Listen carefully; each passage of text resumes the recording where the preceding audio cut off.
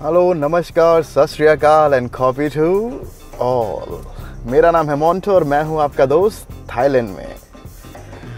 तो दोस्तों, मैं माफ़ी चाहता हूं कि आज मेरा ये ब्लॉग बहुत टाइम बाद आ रहा है, क्योंकि मैं इंडिया गया हुआ था। इंडिया में मेरे को कोविड हो गया और काफ़ी कुछ फैमिली कमिटमेंट्स थी, तो मैं कोई भी ब्लॉग बना नहीं पाया। तो आज मैं ये नया ब्लॉग शुरू कर रहा हूँ, ट्रैवल ब्लॉग है ये। और आज मैं जा रहा हूँ बैंकॉक से इस्तांबुल। जी हाँ, टर्की, इस्तांबुल। तो अभी इस टाइम हुए हैं सुबह के 12:30 बजे और मेरी है रात की फ़्लाइट 11:30 बजे की। तो अभी काफ़ी टाइम है, तो मैं थोड़े बहुत बैंकॉक में जो मेरे काम है वो मैं निपटा के रात की फ़्लाइट पकड़ूँगा।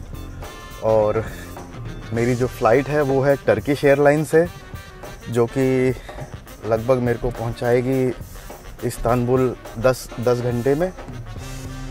और मैं आपको कोशिश करूंगा कि मैं एयरपोर्ट पे और बैंकॉक एयरपोर्ट पे, इस्तांबुल एयरपोर्ट पे सब जगह आपको दिखाता रहूं कि कैसी सिचुएशन है, कैसा माहौल चल रहा है और क्या क्या चीज़ें चल रही हैं। मैं अपनी गाड़ी में जा रहा हूं, लेकिन गाड़ी मैं पार्क कर दूंगा पहले, एयरपोर्ट पे नहीं ले जाऊँगा। एयरपोर्ट पे बहुत महंगी होती है पार्किंग। और बस छोटा सा ट्रिप है 7 दिन का। और इस ट्रिप के बारे में सारी डिटेल मैं आपको देता रहूँगा और मैं कहाँ कहाँ जाऊँगा। और एक और मैं आप लोगों से एक सवाल पूछना चाहता हूँ कि मैं अब ये एक नया ट्रैवल सीरीज़, ट्रैवल व्लॉग चालू कर रहा हूँ। तो इसमें मैं अलग अलग कंट्रीज़ में ट्रैवल करूँगा। तो क्या ठीक रहेगा कि मैं इसके लिए एक नया चैनल शुरू करूँ, या फिर मैं इसी चैनल का नाम चेंज कर दूँ, या फिर इसी चैनल को ऐसे ही रखूं और इसी में मैं अपना ट्रैवल व्लॉग ऐड करूं? तो इस चीज़ में आप मेरे को प्लीज़ कमेंट करके सजेस्ट करिए कि क्या आप लोगों को अच्छा लगेगा, किस तरह से आप लोगों के लिए इंटरेस्टिंग रहेगा कि मैं इसको एक नया चैनल बनाऊं, या इसी चैनल को नाम चेंज कर दूं, या फिर इसी चैनल में सेम नाम से सेम कंटेंट देता रहूं। तो ये प्लीज़ आप मेरे को एडवाइस कीजिए। और अगर आप चाहते हैं कि मैं ऐसी कंटेंट बनाता रहूं, तो प्लीज़ मेरे चैनल को लाइक कीजिए, सब्सक्राइब कीजिए और शेयर कीजिए और मेरे साथ बने रहिए। तो चलिए अब आगे चालू करते हैं आज की जर्नी, और आपको दिखाता हूँ कि मेरी बैंकॉक से इस्तांबुल की जर्नी कैसी रहती है। और चलिए मेरे साथ बने रहिए।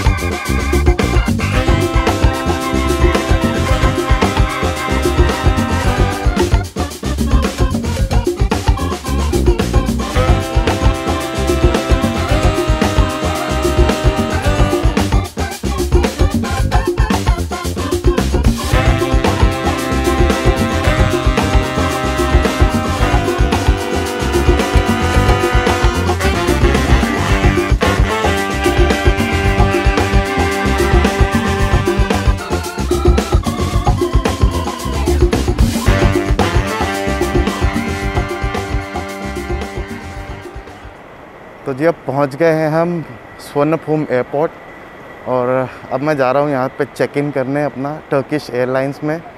और इस टाइम बजे हैं अबाउट 7 और मेरी फ़्लाइट है लगभग 11:30 बजे की। तो मैं थोड़ा टाइम से जल्दी आ गया हूँ और ताकि कोई प्रॉब्लम ना हो। तो देखते हैं आगे चेक इन का क्या प्रोसीजर है और बने रहिए मेरे साथ।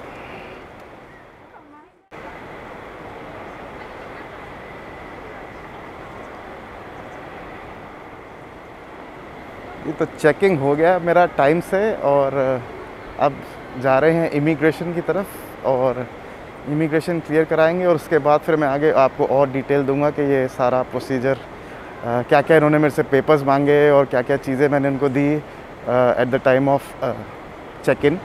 सो चलिए अंदर देखते हैं। अब इमिग्रेशन वगैरह क्लियर करके वहाँ पे तो अलाउड नहीं है कैमरा, और उसके बाद फिर मिलते हैं दोबारा।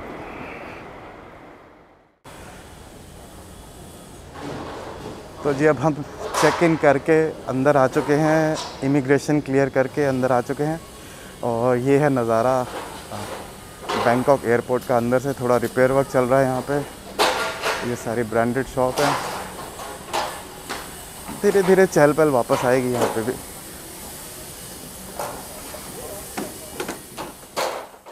तो जैसा कि आप सब लोग जानते हैं कि बैंकॉक की ड्यूटी फ्री जो है वो बहुत ही बड़ी और one of the most popular in the whole world है। और काफ़ी लोग यहाँ पे आते हैं सामान ख़रीदने के लिए स्पेशल ड्यूटी फ्री से।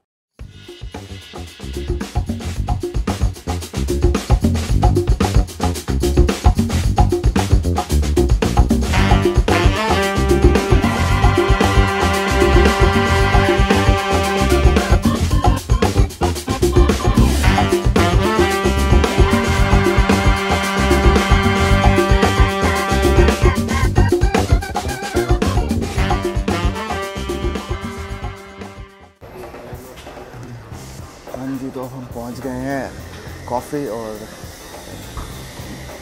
क्रॉसो के साथ। और अब बात करते हैं कि मैंने यहाँ पे चेक इन करने के लिए क्या क्या डॉक्यूमेंट्स दिए। और मैं आपको बताना चाहता हूँ कि मैंने सबसे पहले तो मैंने अपना वीज़ा यहाँ पे स्टिकर वीज़ा थाईलैंड में लगवा लिया था। और आपको या तो आपको ई वीज़ा लेना पड़ेगा या फिर आपको स्टिकर वीज़ा एम्बेसी से लेना पड़ेगा अगर आपको टर्की जाना है। तो अगर आपके पास कोई भी शेंगन वैलिड शेंगन या यूएस या यूके इस तरह का कोई पास वीज़ा है तो आपको वो इजीली ई वीज़ा आपका ऑनलाइन अप्रूव हो जाएगा। उसको ऑनलाइन में आप अप्लाई कर सकते हैं। और अगर आपके पास ये सब नहीं है तो फिर आपको स्टिकर वीज़ा अप्लाई करना पड़ेगा एम्बेसी जाके। वहाँ पे आपको सारे पेपर्स वगैरह डिपॉजिट करने पड़ेगा। आई डोंट नो इंडिया में क्या प्रोसीजर है, तो थाईलैंड में मैंने सारे अपने बैंक स्टेटमेंट और ये सब चीज़ें दी और मेरा वीज़ा 2 दिन के अंदर मेरे को 1 दिन के अंदर मेरे को आज मैंने अप्लाई किया ऑनलाइन। पहले ऑनलाइन अप्लाई करना पड़ता है, उसके बाद उसका प्रिंट आउट निकाल के एम्बेसी जाते हैं, पेपर्स जमा कराते हैं। और मेरी फ़ीस लगी थी 1900 बात, 1900 बात। और बट मेरे को सिर्फ वैलिडिटी 6 महीने की है, पर I think duration of stay सिर्फ 7 डेज़ का है।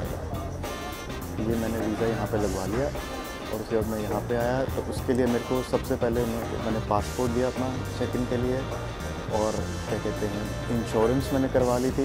इंश्योरेंस वो वीज़ा के लगाने के पहले ही आपको इंश्योरेंस देनी पड़ती है, तो इंश्योरेंस भी मैंने लगाई साथ में।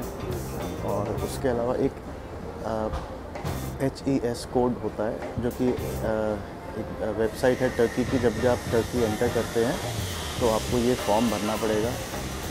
आज यहाँ पे एयरपोर्ट पे बहुत रिपेयर वर्क चल रहा है तो काफ़ी शोर शराबा है। तो प्लीज़ अगर मेरी आवाज़ थोड़ी सी डिस्टर्बेंस आ रही हो तो प्लीज़ मेरे को एडजस्ट कर दीजिए।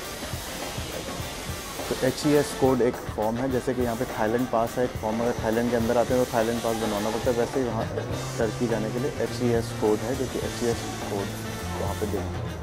तो मैंने वो उसका HES कोड अप्लाई करके ऑनलाइन, उसका कोई चार्जेस नहीं है।